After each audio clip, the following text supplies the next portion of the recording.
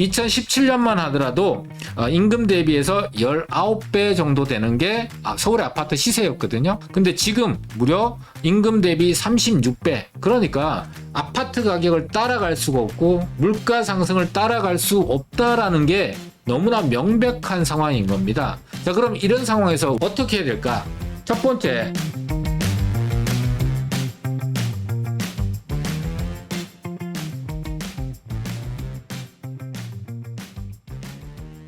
안녕하세요. 대북권의 공기현입니다. 2024년 초만 하더라도 많은 뉴스와 매체에서 많은 전문가들이 서울에 매물량이 급속도로 증가되고 있고 사줄 사람은 없으니까 기다리게 된다면 집값이 더 하락할 거고 2차 폭락, 2차 하락이 올 것이다. 그러니까 지금 집 사면 망한다. 이런 얘기들이 굉장히 많았었습니다. 근데 저희 채널을 지속해서 보신 분들은 연초에 지금 현재 서울시와 정부가 개발을 활성화할 거고 주택 공급이 부족하게 될 거니까 지금은 바닥권이다. 하락할 위험보다는 상승할 가능성이 훨씬 더 높다라는 얘기를 해드렸는데 서울의 아파트 가격이 11주 연속 상승을 했고 전세 가격은 54주 연속 상승을 하고 있는 상황입니다. 그래서 기다리면 좋은 기회가 올 거다라고 생각했던 분들이 지금 현재는 망연자실, 멘붕에 빠져 있는 상황이거든요. 자, 그런데 지금 현 시점에서 충격적인 뉴스 두 가지가 나왔어요. 안 그래도 이 기회를 놓쳤던 분들이 더욱더 충격을 받을 수밖에 없는 소식인데 그럼 현 시점에서 우리 시청자분들, 기회를 놓쳤던 분들 어떻게 해야 될까? 오늘 영상을 끝까지 보신다면 절망만 할 것이 아니라 그 사이에서 희망을 좀 가질 수 있는 그런 내용들을 준비했으니까 끝까지 시청해 주시면 감사하겠습니다. 4억 하던 집이 8억이 됐다. 자, 집값이 2배 뛴 게 아니고 전세 가격이 4년 만에 2배로 뛰었다는 겁니다. 전세 가격이 4년 만에 2배로 상승을 하게 되면 어떤 세입자도 이런 전세 상승을 감당할 수가 없습니다. 그러다 보니까 충격을 받고 있고 세입자들이 앞으로 어떻게 될지 발을 동동동 구르고 있다는 겁니다. 차라리 이 전세 가격에 내가 새롭게 전세 계약을 맺을 바에는 차라리 매수하는 게 낫겠다라고 하면서 전세에서 매매로 전환되는 수요가 계속해서 늘고 있고 그러다 보니까 매매 수요가 증가되고 서울의 집값이 11주 연속 상승을 하고 있고 또 상승하는 폭도 증가되고 있다라는 겁니다. 자, 그런데 앞으로도 이 전세 가격이 계속해서 상승할 수밖에 없다라고 예측할 수밖에 없는 게 이 매물이 2023년 1월달 정점을 찍고 급속도로 감소하고 있는 거예요. 자, 전세 수요는 언제나 시장에 어느 정도 실수요자는 있거든요. 특히나 전세 수요는 100%가 실수요자입니다. 가수요나 투자 수요가 있는 게 아니거든요. 자, 이렇게 수요가 있는 상황에서 매물이 감소를 하게 되면 가격은 상승할 수밖에 없는 거예요. 그러니까 지금 현재 전세 수급 지수가 25개월 만에 최대치라는 얘기는 앞으로도 전세 가격이 상승이 지속될 수밖에는 없다라는 겁니다. 자, 이렇게 전세 가격이 상승을 하게 되면 시차를 두고 매매 가격을 밀어 올리게 되는데 연초에 많은 사람들이 예상했던 2차 하락, 2차 폭락이 올 수 없다라는 반론이 되는 거예요. 근데 2차 하락, 2차 폭락을 얘기했던 분들의 가장 큰 근거는 뭐였냐면은 사줄 사람은 없는데 매물이 계속해서 증가되고 있다는 건데요. 서울의 최근에 데이터를 제가 보게 되니까 원래 6월 6일 날 85,300개의 매물이 있었어요. 그런데 불과 4일 만에 6월 10일 날 82,200개로 무려 3,000개가 사라집니다. 최근 거래량이 5년 평균치 5,000건에 육박할 정도로 4,300, 4,500건으로 육박하고 있다 보니까 거래가 돼서 매물이 줄어들 수도 있고요. 두 번째로는 가격이 앞으로 오를 것 같으니까 매물을 내놨던 매도자가 매물을 걷어들여서 매물이 줄어들 수 있어요. 어쨌든 두 가지 요건 다 매물이 줄어들고 있다는 걸 확인할 수가 있으니까 2차 폭락을 얘기했던 분들의 근거가 지금은 사라지고 있는 거예요. 자, 이런 시장 상황이라면 앞으로 서울의 아파트 가격은 어떻게 될까? 11주 연속 매매 가격 상승, 그리고 이 매매 가격 상승이 25개 자치구 중에서 일부 몇 개 구에서만 나타나던 게 25개 자치구 전체에서 상승이 나타나고 있고 또 상승폭도 커지고 있는 상황이다. 전세 가격이 1년 넘게 상승을 하고 있고 이 전세 수요가 매매 수요로 전환이 되고 있는 상황이다.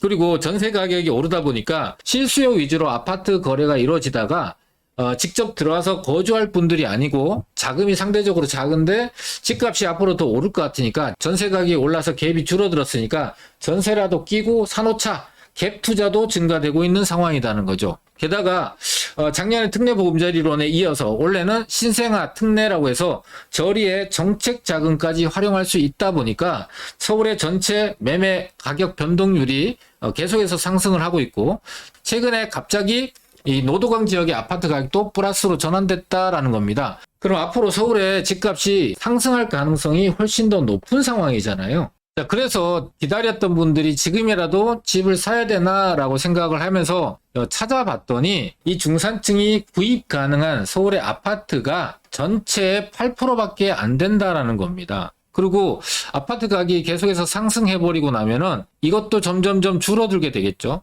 그러면은 살 수 있는 아파트 숫자는 줄어들고 살려고 모여드는 수요는 증가되게 되면 8%에 해당되는 물건들의 가격들이 더 빠르게 오를 수도 있는 상황인 거예요. 그럼에도 불구하고 지금 아파트 가격이 너무 높다는 인식도 있는 거죠.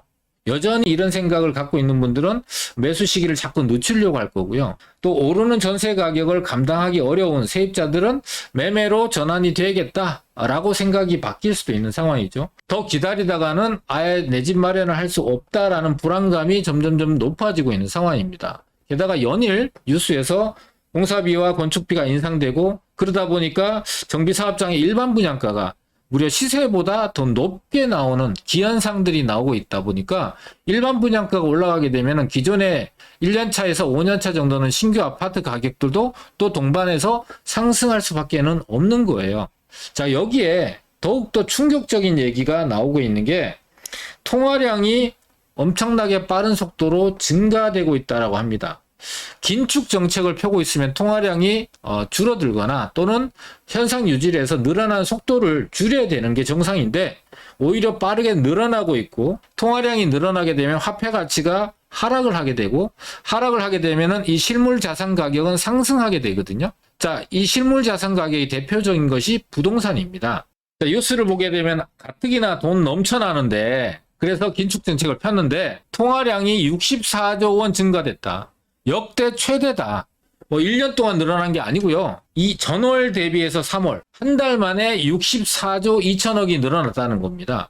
통화량이 2020년에 3,183조 원이었던 게 4년 만에 25% 상승을 했거든요. 그래서 현재 3,994조 원입니다. 국가 부채를 줄이겠다, 가계 부채를 줄이겠다라고 얘기했던 현 정부가 이렇게 통화량이 급격하게 늘어난 거는 국가 재정 상태가 악화되면서 한국은행에서 돈을 엄청나게 빌려다가 시장에다 풀고 있기 때문이에요. 우리나라 국가 예산이 1년에 650조 원 됩니다. 우리나라 전체가 쓰는 돈이. 그런데 4년 만에 811조 원의 통화량이 늘어난 거예요. 통화량이 늘어나면은 따라서 오는 게 화폐 가치가 하락을 하게 되고, 화폐 가치가 하락하게 되면은 실물자산 가격이 올라가게 되잖아요. 자, 통화량이 4년 만에 25%가 올랐는데 서울의 아파트 가격은 굉장히 빠른 속도로 상승을 해서 오히려 통화량이 25% 오르는 동안에 아파트 가격은 약 40% 이상 상승을 한 거예요. 특히나 임금 대비 아까 얘기했다시피 4인 가구 중산층이 540만 원 정도 되는데 이 임금 대비해서 굉장히 빠른 속도로 늘어나요. 2017년만 하더라도 임금 대비해서 19배 정도 되는 게 서울의 아파트 시세였거든요. 근데 지금 2022년 5월달 기준으로 아파트 가격이 무려 임금 대비 36배. 그러니까 아파트 가격을 따라갈 수가 없고 물가 상승을 따라갈 수 없다라는 게 너무나 명백한 상황인 겁니다. 자, 그럼 이런 상황에서 우리들은 어떻게 해야 될까? 자, 어떻게 해야 될까? 첫 번째, 화폐 가치는 지속해서 하락한다. 그러니까 통화량은 계속해서 증가된다는 뜻이거든요. 그러면은 통화량이 늘어나는 속도를 줄일 수 있어도 이 통화량을 줄일 수는 없어요. 풀 때는 왕창 풀고 걷어들일 때는 찔끔찔끔 걷어들이다 보니까 결과적으로는 통화량이 계속해서 증가될 수밖에 없는 거예요. 통화량이 증가되면 화폐 가치는 떨어져요. 임대로 살아도 임대가가 높아지게 되고 실물 자산 가격이 올라가니까 상승을 하게 되는 거예요. 앞으로도 이런 현상들은 계속 이어질 수밖에 없다. 머릿속에 콱 기억해 놓으셔야 돼요. 연봉이 화폐 가치 하락을 따라가지 못한다. 그래서 반드시 투자를 병행해야 된다. 게다가 금리가 낮아지거나 또는 낮아지려고 할 때 지금 현재 시점이 그렇죠. 레버리지를 활용해서 실물 자산을 투자해 놓는 것이 가장 안전한 방법이다. 다섯 번째, 정부와 서울시가 활성화 또는 규제 완화를 하고 개발 계획을 쏟아낼 때가 정말 좋은 기회다. 지금도 많은 사람들이 망설이고 있는 분들도 계시거든요. 근데 망설이고 있을 때가 아니라 이렇게 명확하고 확실한 시그널이 나올 때는 과감하게 용기를 좀 낼 필요가 있다라는 겁니다.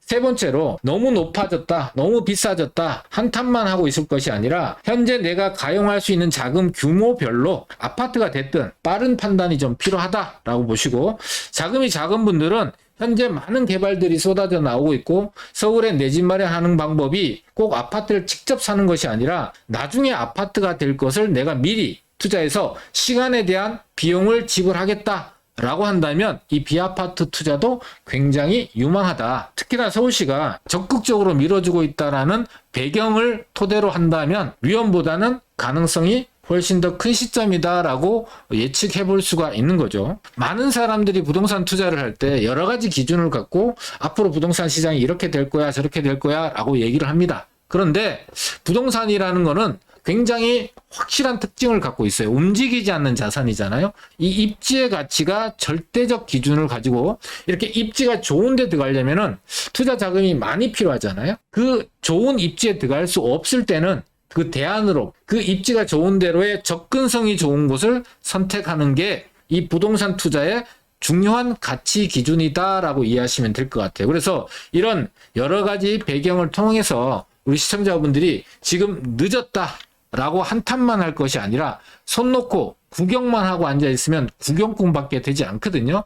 적극적으로 내가 할 수 있는 범위 내에서 최선의 선택을 하는 것이 지금 현재로는 가장 현명한 선택이다라고 얘기할 수가 있습니다. 그래서 자금별로 아파트가 됐든 비아파트가 됐든 자금별로 본인이 가용한 자금 범위 내에서 무리하지 않고 잘만 투자한다면 2년 뒤, 3년 뒤에 내가 그때 망설이지 않고 투자한 것이 정말 잘한 결정이다라고 하면서 후회하지 않는 그런 상황이 만들어지게 될 것이고, 지금 망설이다가 결정을 하지 않는 분들은 또 2, 3년 있다가 후회하는 상황이 반복될 수 있기 때문에 오늘 이 영상을 통해서 우리 시청자분들이 조금이지만 용기를 얻었으면 좋겠습니다.